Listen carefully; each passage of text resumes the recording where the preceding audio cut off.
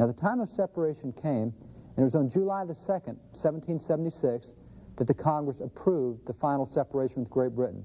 2 days later, they approved the document, the Declaration of Independence, and at that time, only two individuals signed the document, John Hancock, the President of Congress, and Charles Thompson, the Secretary of Congress.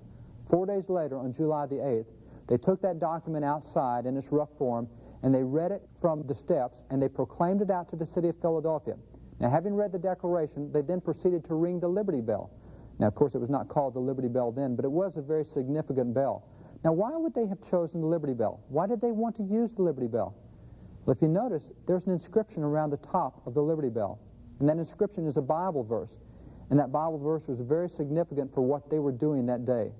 That Bible verse is Leviticus 25:10. The Liberty Bell says, "Proclaim liberty throughout the land unto all the inhabitants thereof." That was the significance of that bell. The Bible verse around the outside is exactly what they were doing that day. They were proclaiming liberty throughout the land to all the inhabitants thereof, and that's why that bell was special. On July the 19th, the entire Congress assembled voted that they wanted to come up with a beautifully engrossed copy on parchment that they could all sign. They approved that, and on August the 2nd, they came out with that final version that we now see. This is what we recognize as the document.